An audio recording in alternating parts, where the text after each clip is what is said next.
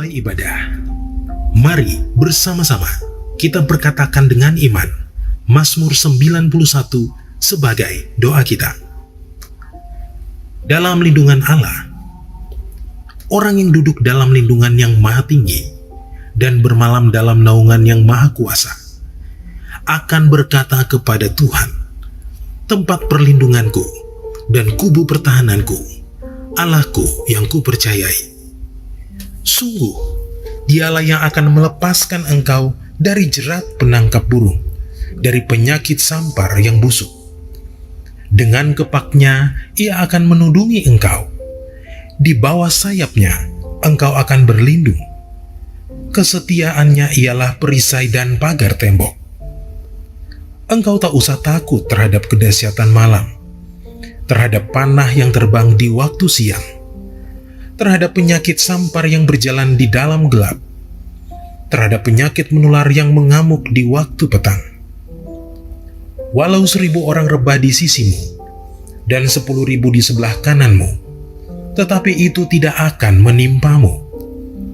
Engkau hanya menontonnya dengan matamu sendiri dan melihat pembalasan terhadap orang-orang fasik.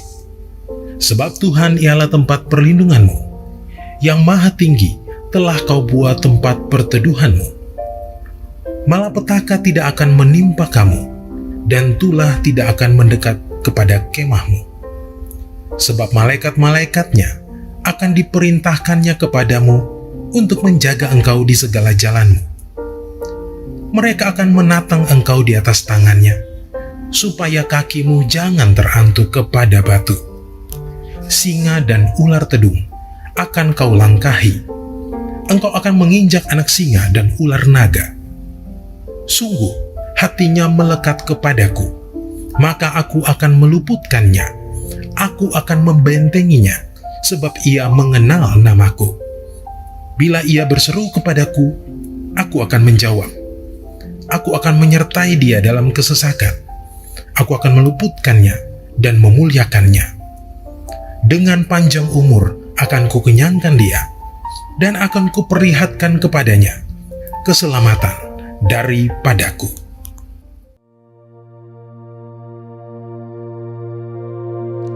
Shalom saudara, di dalam Alkitab, Allah berkali-kali melakukan mujizat yang dahsyat. Bangsa Israel pernah menyaksikan dan mengalami bagaimana terbelahnya laut dan berjalan di atas dasar laut yang kering. Namun sayangnya, hal tersebut tidak membuat bangsa Israel benar-benar mempercayai Allah. Melainkan dalam cerita selanjutnya, kita tahu bangsa Israel justru memberontak kepada Allah. Saudara, mujizat adalah tindakan Allah untuk menyatakan kasih dan menolong manusia dengan cara merubah apa yang mustahil bagi manusia menjadi tidak mustahil. Sebab bagi Allah tidak ada yang mustahil. Tetapi yang perlu dicatat adalah mujizat tidak pernah menjadi tujuan utama. Tujuan dari terjadinya mujizat adalah pertobatan kepada Allah. Dan mujizat terbesar bagi manusia bukanlah tuli mendengar, lumpuh berjalan, tetapi karunia keselamatan Allah yang disediakan lewat penebusan Kristus. Pertobatan sendiri berarti melakukan kehendak Allah dan berbalik kepada Allah dan meminta ampun atas segala dosa. Namun sayangnya, Alkitab seringkali mencatat ketika kita sudah diberi mujizat, tetap saja tidak bertobat atau mengalami pertobatan tetapi tidak bertumbuh. Ada beberapa contoh dalam Alkitab yang bisa kita lihat. Pertama, peristiwa keluarnya bangsa Israel dari tanah Mesir dengan berbagai mujizat besar, seperti kasut yang tidak pernah rusak selama 40 tahun. Apakah saudara terbayang berapa kasut yang dibutuhkan untuk perjalanan 40 tahun di padang gurun? Bisa 10-15 kasut. Tetapi bangsa Israel hanya membutuhkan 1 kasut. Jika sekarang kasut itu adalah sandal atau sneaker. Belum lagi air yang keluar dari gunung batu dan makanan yang turun dari langit. Sedemikian dahsyat mujizat Tuhan. Namun tetap saja diakhiri dengan sungut-sungut dan pemberontakan kepada Tuhan. Kedua, Matius 11 ayat 20 mencatat, lalu Yesus mulai mengecam kota-kota yang tidak bertobat, sekalipun di situ ia paling banyak melakukan mujizatnya. Dalam pelayanannya di bumi, Tuhan Yesus sangat banyak melakukan mujizat. Tetapi ironisnya, kota-kota yang mengalami mujizat ini tidak bertobat sehingga dikecam oleh Tuhan Yesus. Ketiga, cerita Simon sang penyihir dalam Kisah Para Rasul yang tak mengerti bahwa mujizat diberikan agar manusia bertobat. Dan rasanya hal-hal seperti ini terus berulang sampai hari ini. Meskipun ada banyak mujizat, tidak semua orang yang menerima mujizat melakukan pertobatan yang sejati. Lalu apa sebenarnya prinsip, tujuan, dan maksud mujizat yang Tuhan berikan kepada manusia? Yang pertama, mujizat membuka pintu pertobatan. Seperti yang dikatakan di awal, mujizat bukanlah tujuan akhir, melainkan dari tujuan terjadinya mujizat adalah pertobatan kepada Allah. Oleh sebab itu, sia-sialah seseorang mendapatkan mujizat apabila tidak mengarahkan hidupnya kepada pengenalan akan Tuhan Yesus. Setelah mujizat terjadi, ada yang lebih penting dari mujizat itu sendiri, yaitu Tuhan Yesus. Dalam hal ini perlu ditekankan bahwa yang terpenting bukan hanya mengalami mujizatnya, tetapi kehidupan pertobatannya dan pengenalannya akan Tuhan Yesus setelah mendapatkan mujizat. Yang kedua, mujizat akan menunjukkan kuasa Tuhan atas hukum alam semesta.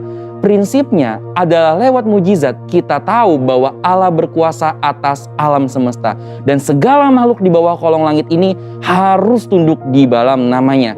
Yang ketiga, mujizat itu dalam rencana keselamatan. Mujizat dipakai Tuhan untuk menuntun orang masuk dalam rencana keselamatan Allah. Tuhan izinkan mujizat terjadi supaya orang yang mengalaminya juga mengalami kebangkitan iman. Tuhan tidak mau kita hanya terkagum akan mujizat yang Dia lakukan. Ibarat zaman sekarang, Tuhan tidak mau hanya mendapatkan likes yang banyak di sosial media. Tetapi yang Tuhan mau adalah ketika mujizat terjadi, mereka yang mengalaminya menjadi murid atau pengikut Tuhan Yesus yang setia, yang akan tetap setia baik enak maupun tidak enak keadaannya. Sesungguhnya mujizat itu akan membawa seseorang kepada pertobatan, mengenal Tuhan Yesus sebagai Tuhan yang berkuasa atas alam semesta dan menuntun kita kepada iman yang menyelamatkan. Saudara, untuk penjelasan lebih lengkapnya dari tim teologi kami, silakan buka link yang ada di atas atau scan QR Code yang tersedia. Tuhan Yesus memberkati.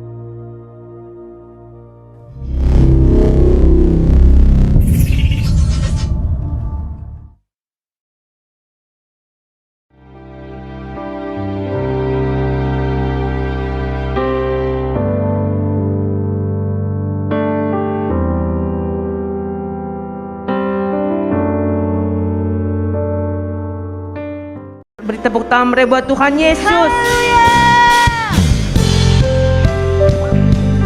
Yuk kita tepuk tangan di atas kepala semua.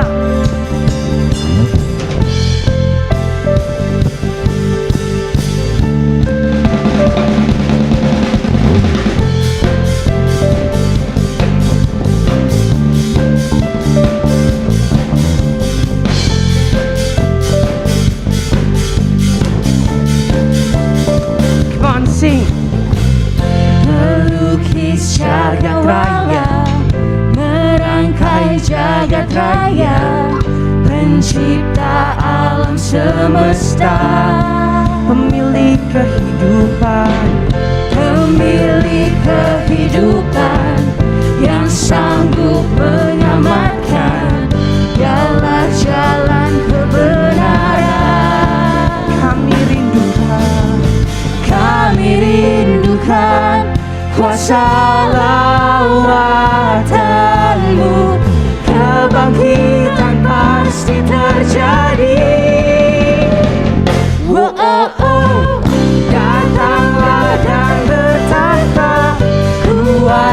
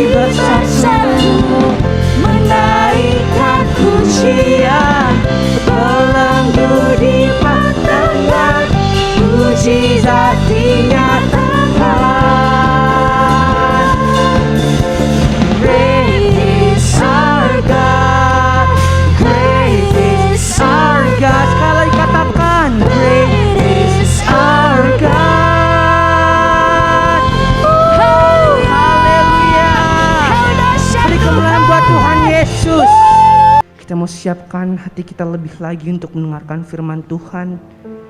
Kita percaya setiap firman yang kita dengarkan hari ini akan memberikan kita kelepasan, akan memberikan kita mujizat, dan kita semua akan dikuatkan jadi pribadi-pribadi yang baru. Syaralabaralabar. Mari sama-sama kita sembah Tuhan. Syarandaralabushande, Syaralabushanda. Haleluya. Terima kasih buat kebaikan-Mu, buat segala yang Kau perbuat bagi kami Tuhan. Mari sama-sama kita angkat syukur kita sama Tuhan. Kita berterima kasih atas Tuhan. Syaralabo, syanendaralaba, syaralabo, syandara.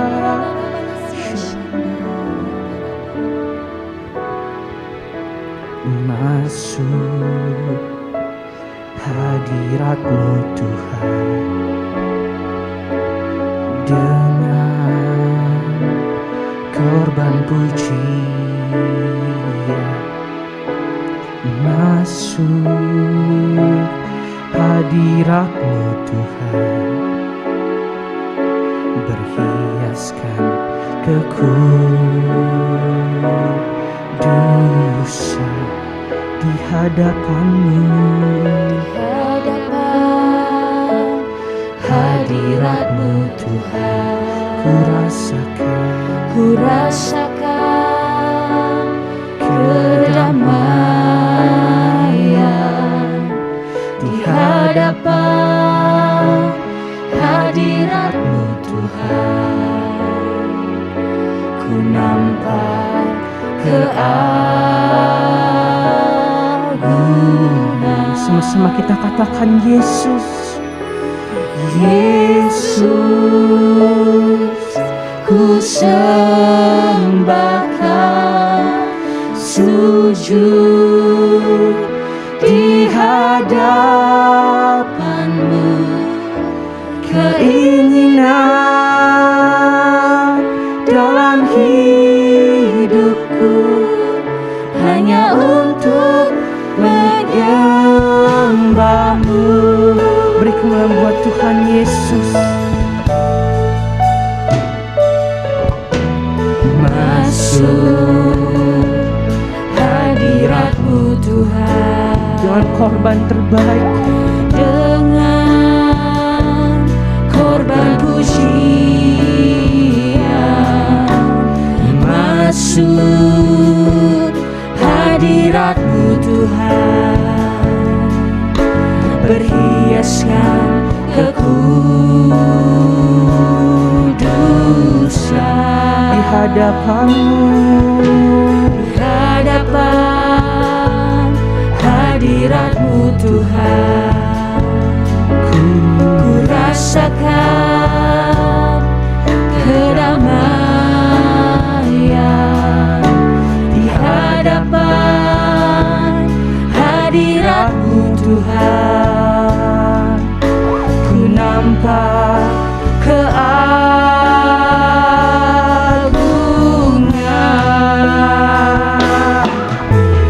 Yesus,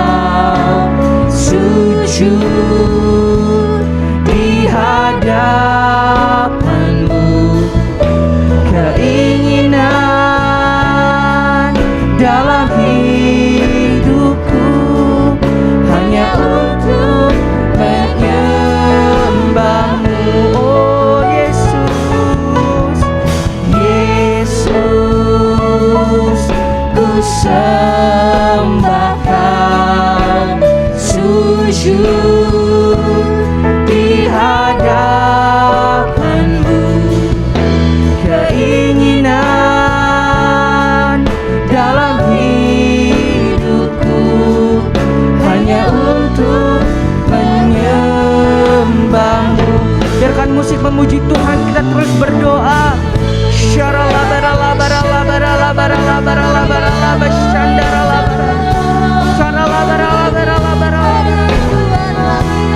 Terus kita berbahasa roh.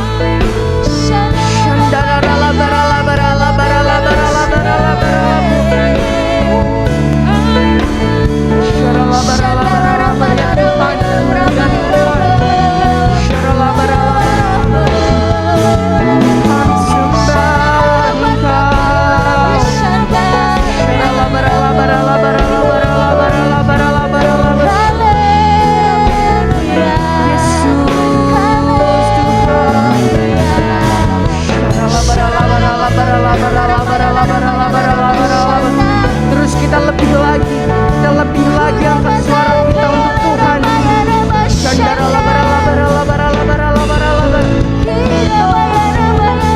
Tiada sepertimu Tuhan. Oh,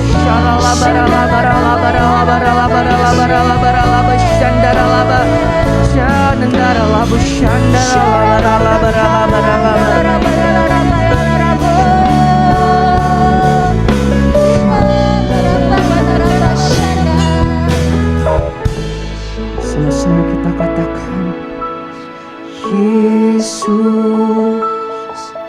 ku sembahkan. Yes, Tuhan, Jujur di hadapan-Mu, keinginan dalam hidupku hanya untuk menyembah-Mu. Oh Yesus, Yesus, ku sembah Kau, sujud di hadapan-Mu, keinginan dalam hidupku hanya untuk menyembah-Mu. Yesus, Yesus, ku sembah Kau, sujud di hadapan-Mu, keinginan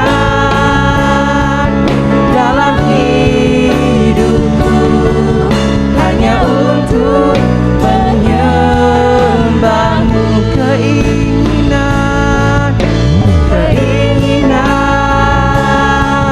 dalam hidupku hanya untuk menyembah-Mu, ya Yesus, keinginan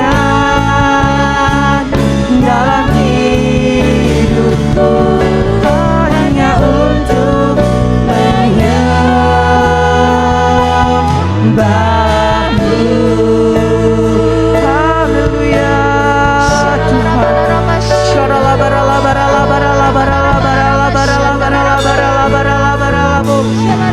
Sama-sama kita katakan,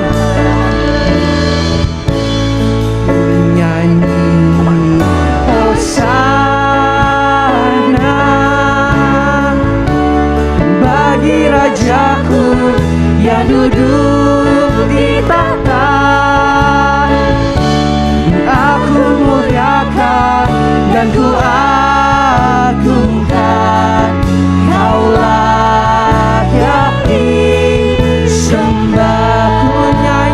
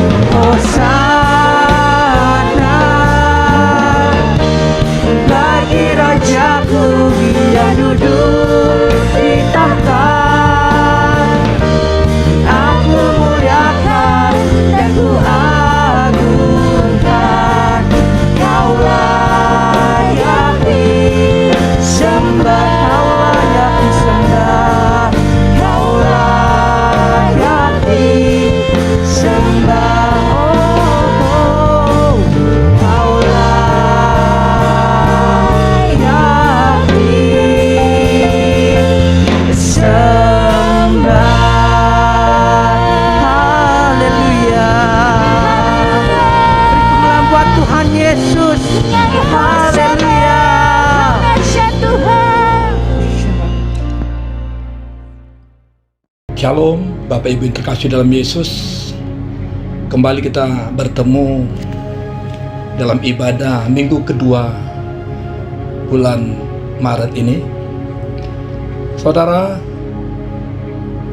sebelum kita masuk dalam kebenaran firman Tuhan, mari sama-sama kita tundukkan kepala, kita berdoa. Bapa kami yang ada di sorga, dikuduskanlah namamu, datanglah kerajaanmu dalam ibadah hari ini Tuhan.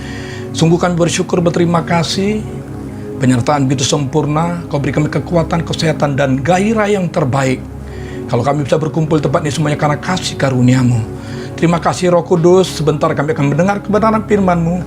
Roh Kudus, tuntun, pimpin kami, urapi kami lebih lagi, supaya benih kebenaran firman-Mu yang kami dengar jatuh ke tanah yang subur, bertumbuh, berakar, dan berbuah lebat. Terima kasih, berfirmanlah kami siap untuk mendengar. Di dalam nama Tuhan Yesus Kristus kami berdoa. Amin. Sekali lagi salam Bapak Ibu yang terkasih dalam Yesus. Kita percaya tahun 2022 ini adalah tahun paradigma yang baru.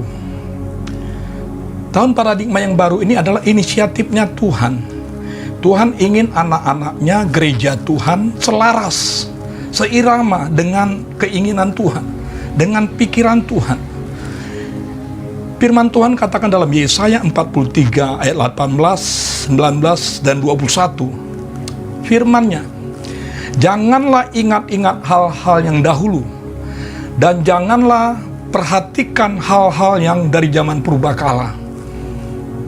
Lihat, aku hendak membuat sesuatu yang baru, yang sekarang sudah tumbuh. Belumkah kamu mengetahuinya? Ya, aku hendak membuat jalan di padang gurun dan sungai-sungai di padang belantara. Tuhan sedang mendemonstrasikan kuasa-Nya. Dia membuat sesuatu yang baru yang sekarang sudah tumbuh. Kita percaya itu. Jalan di padang gurun, sungai-sungai di padang belantara yang mustahil bagi dunia, tidak dimustahil bagi Tuhan. Dia sanggup. Makanya dalam ayat 21-nya dikatakan, umat yang telah kubentuk bagiku, Tuhan bentuk kita, akan memberitakan kemaksuranku, kata Tuhan. Biarlah kita ini orang-orang yang ditetapkan, orang-orang yang disiapkan untuk memberitakan kemaksurannya. Saudara, masa penuaian sudah tiba. Di firman Tuhan dalam Markus 4 ayat 26-29 dikatakan begini. Lalu kata Yesus, beginilah hal kerajaan Allah itu. Seumpama orang yang menaburkan benih di tanah. Lalu pada malam hari ia tidur, dan pada siang hari ia bangun, dan benih itu mengeluarkan tunas, dan tunas itu makin tinggi. Bagaimana terjadinya tidak diketahui orang itu. Bumi dengan sendirinya mengeluarkan buah, mula-mula tangkainya, lalu bulirnya, kemudian butir-butir yang penuh isinya dalam bulir itu.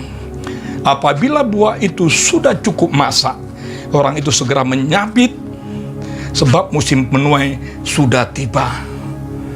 Katakan, musim menuai sudah tiba. Saudara yang dikasih dalam Yesus, masa penuaian jiwa besar-besaran itu identik dengan masa peperangan rohani yang dahsyat. Peperangan rohani yang dahsyat, di mana kita sebagai anak-anak Tuhan yang memiliki paradigma yang baru ini harus jadi pemenang. Oleh karena itu, saat Yosua akan menyeberangi sungai Yordan, masuk dalam peperangan, Tuhan berpesan kepada mereka, kepada Yosua, kuatkan dan teguhkanlah hatimu dengan sungguh-sungguh. Jangan kecut dan tawar hati. Kalau kita tawar hati, maka kesesakan, maka kecillah kekuatanmu. Saya ulangi, kalau kita tawar hati pada kesesakan, maka kecillah kekuatanmu. Yang kedua, pesan Tuhan, jangan menyimpang ke kanan atau ke kiri. Yang ketiga, perkatakan firman Tuhan dan renungkan itu siang dan malam. Ini pesan kepada Yosua, juga pesan kepada kita. Masuk di dalam era peperangan rohani yang dahsyat ini, saudara. Hari ini sama-sama kita belajar bagaimana kita menang dalam peperangan. Kita belajar dari tokoh Alkitab yang namanya Yosafat. Di dalam 2 Tawarik 20 ayat 1 sampai dengan 25, kemenangan atas Moab dan Amon. Ini peperangan Yosafat dan Yehuda. Siapa Yosafat ini, saudara? Yosafat adalah Raja Yehuda, anak Asa, Raja Yehuda juga, yang hidup benar. Yosafat hidup mengikuti jejak yang dahulu dari Daud. Dia selalu melihat rakyatnya. Dia pergi ke daerah-daerah, dia tunjuk hakim. Tetapi hakim itu dia katakan, pertimbangkanlah apa yang kamu buat. Bukan untuk manusia kamu memutuskan hukum, melainkan untuk Tuhan. Dan juga dia menunjuk para imam untuk memberi keputusan dalam hukum Tuhan. Dia berpesan, kamu harus bertindak dengan takut akan Tuhan, dengan setia dan dengan tulus hati. Demikian mengenai hukum, perintah, ketetapan-ketetapan, dan peraturan-peraturan. Hendaklah kamu memperingatkan mereka supaya mereka jangan bersalah terhadap Tuhan. Saudara, ini diterapkan kepada rakyat Yehuda. Mereka setia untuk mengikuti ketetapan itu. Saudara, bukankah kita sebagai anak-anak Tuhan, kita sudah belajar ikuti Tuhan, belajar ikuti ketetapan Tuhan, belajar merenungkan firman Tuhan. Tetapi di tengah-tengah kita setia lakukan itu juga terjadi kepada Yosafat dan Yehuda. Di dalam 2 Tawarik 20 ayat 1 sampai 2 dikatakan begini, saudara. Di tengah-tengah mereka mengikuti ketetapan kesetiaan, tiba-tiba firman Tuhan katakan begini, setelah itu Bani Moab dan Bani Amon datang berperang melawan Yosafat bersama-sama sepasukan orang Meonim. Datanglah orang memberitahukan Yosafat, suatu laskar yang besar datang dari seberang laut Asin, dari Edom, menyerang tuanku. Sekarang mereka di Aseson Tamar, yakni En-Gedi. Saudara, sebagai anak Tuhan, sebagai manusia, dengan datangnya ancaman, informasi yang seperti itu, apa tindakan dari Yosafat? Begitu juga kadang-kadang terjadi dalam kehidupan kita. Di saat kita setia ikut Tuhan, ikuti ketetapan-ketetapannya, datang sesuatu yang tidak masuk di akal, mengancam kita, mempengaruhi kita. Mari kita belajar dari Yosafat. Apa reaksi dan tindakan Raja Yosafat setelah mendengar berita ini? Ada 3 tindakan yang dilakukan Yosafat. Tindakan yang dilakukan Yosafat yang pertama, ayat 3. Yosafat menjadi takut, lalu mengambil keputusan untuk mencari Tuhan. Banyak orang takut, tetapi melakukan keputusan, mengandalkan kekuatan sendiri. Tetapi Yosafat mengambil keputusan untuk mencari Tuhan. Ia menyerukan kepada seluruh Yehuda supaya berpuasa. Saudara, di sini dapat kita pelajari bahwa Yosafat itu bertindak untuk berserah dan andalkan Tuhan. Dia punya iman hanya Tuhanlah perlindungan. Ayat 5 dan 6 katakan begini, lalu Yosafat berdiri di tengah-tengah jemaat Yehuda dan Yerusalem di rumah Tuhan. Apa yang dilakukan di muka pelatar yang baru itu? Dan berkata, ya Tuhan Allah nenek moyang kami, bukankah engkau Allah di dalam sorga? Bukankah engkau memerintah atas segenap kerajaan bangsa? Kuasa dan keperkasaan ada di dalam tanganmu, sehingga tidak ada orang yang dapat bertahan melawan engkau. Saudara yang dikasihi dalam Yesus, Yosafat berserah dan andalkan Tuhan. Dia renungkan firman Tuhan. Dia tahu apa yang menjadi langkah dia untuk datang kepada Tuhan. Engkau Tuhan Allah yang ada di sorga. Engkau yang memerintah bangsa-bangsa. Tidak ada yang dapat melawan engkau. Dia percaya itu, saudara. Bukankah tadi sudah diperkatakan oleh Tuhan kepada Yosua, Jangan lupa perkatakan Taurat Tuhan, renungkan itu siang dan malam. Yosafat renungkan dan perkatakan Taurat Tuhan. Di ayat 9a dikatakan begini saudara.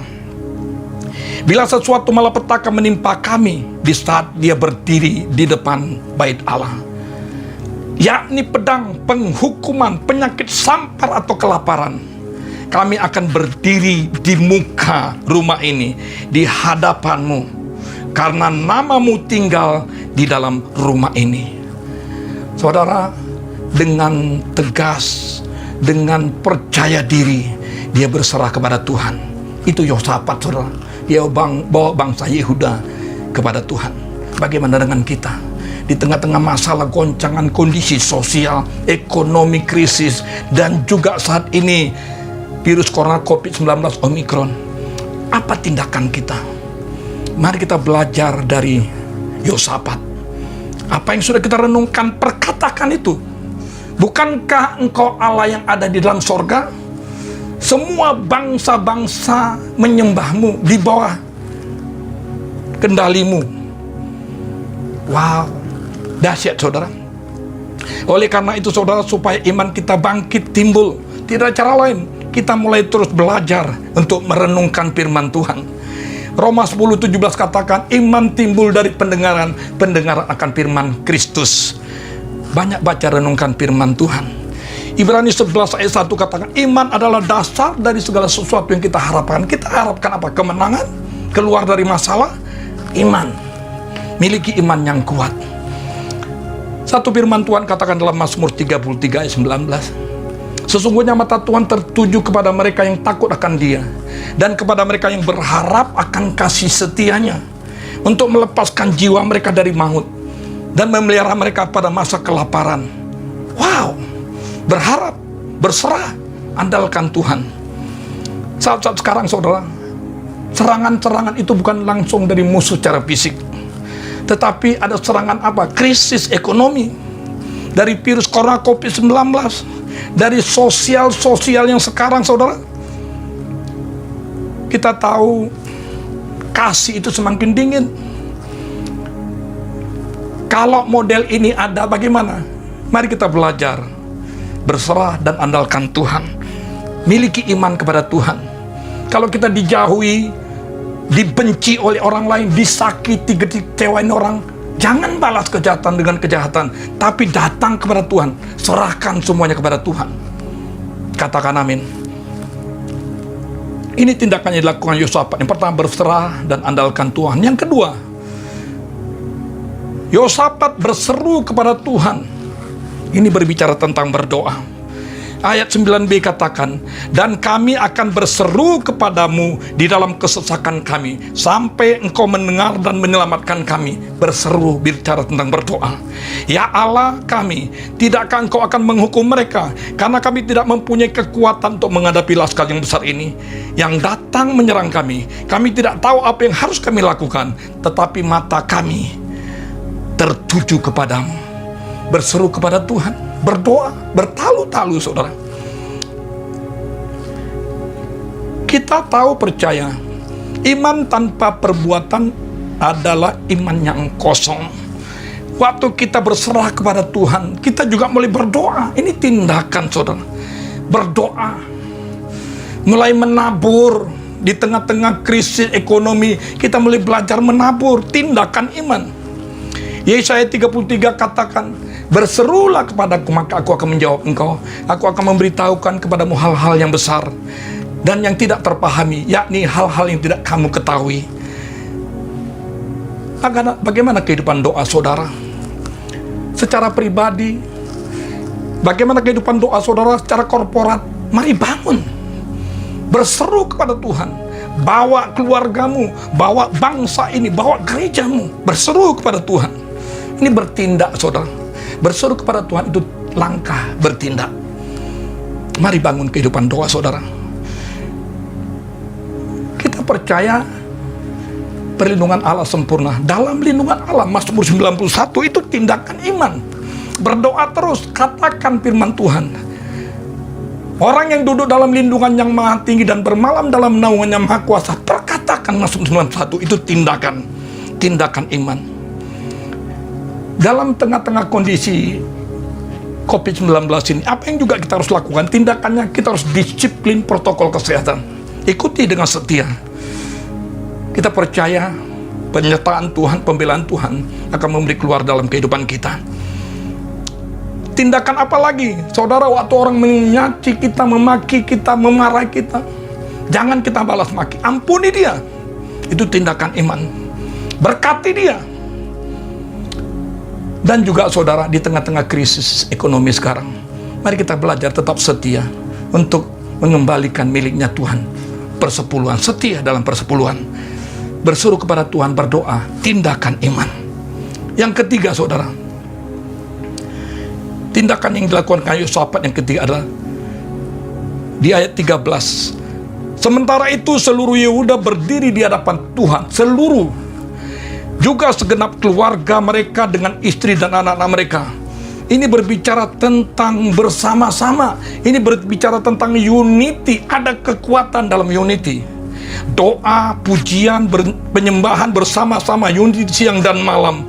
Ada kuasa powerful di sana.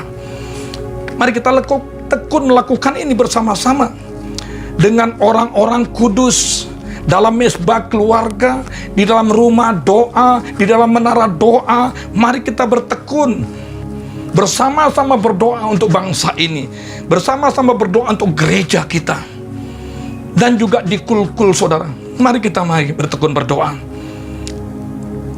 Kita percaya 2 orang di dunia ini sepakat meminta Tuhan kabulkan doa kita. 2-3 orang berkumpul atas nama Tuhan, Dia hadir di tengah-tengah kita. Mari kita bersama-sama bertekun. Saudara, ketekunan mereka berdampak besar. Dari ketekunan mereka punya dampak yang besar. Firman Tuhan katakan, seorang Lewi dihinggapi roh Tuhan di tengah-tengah jemaat dan berseru, camkanlah hai seluruh Yehuda dan penduduk Yerusalem dan tuanku Raja Yehosafat, beginilah firman Tuhan kepadamu, janganlah kamu takut. Saudara, pesan Tuhan kepada Yehuda, juga kepada kita, janganlah kamu takut dan terkejut karena laskar yang besar ini, karena persoalan ini, karena virus COVID-19 ini. Sebab bukan kamu yang akan berperang, melainkan Allah sendiri yang berperang ganti kamu. Wow, dahsyat sekali saudara. Ini dampak ketekunan dari mereka. Berserah dan andalkan Tuhan, berseru kepada Tuhan, bersama-sama unity. Dampaknya Tuhan beri jawaban yang luar biasa. Saudara, kalau kita baca di dalam 2 Tawarik 20-25, hal-hal yang besar terjadi saudara. Bagaimana Tuhan mendemonstrasikan. Keesokan harinya pagi-pagi mereka maju menuju padang gurun Tekoa. Ketika mereka hendak berangkat, berdirilah Yehosafat dan berkata, dengar hai Yehuda dan penduduk Yerusalem, percayalah kepada Tuhan Allahmu dan kamu akan tetap teguh. Percayalah kepada nabi-nabinya dan kamu akan berhasil.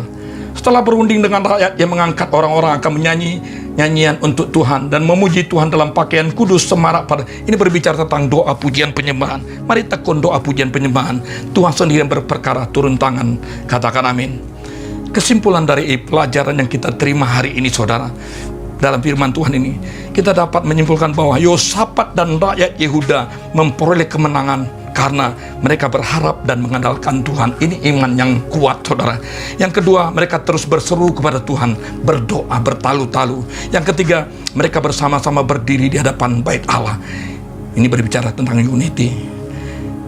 Tuhan Yesus memberkati berlimpah-limpah. Kita tundukkan kepala kita berdoa. Bersyukur, berterima kasih Tuhan. Hadirat-Mu, kebenaran firman-Mu memberkati kami. Terima kasih Roh Kudus. Kami percaya kami tetap ada di tangan-Mu, di tangan kanan-Mu Tuhan yang memberi kemenangan di dalam segala persoalan masalah kami. Tuhan, kami terus mengandalkan Engkau. Kami terus mau berseru kepadamu. Kami terus mau bersama-sama bergandengan tangan berdoa kepadamu Tuhan. Terima kasih, materaikan kebenaran firman-Mu dalam hati dan pikiran kami. Di dalam nama Tuhan Yesus Kristus kami berdoa. Haleluya. Amin. Bapak Ibu yang terkasih dalam Yesus, kita akan menerima berkat. Saya akan berdoa untuk saudara. Allah Roh Kudus, kami serahkan aktivitas kegiatan kami seminggu ke depan ini ke tangan-Mu.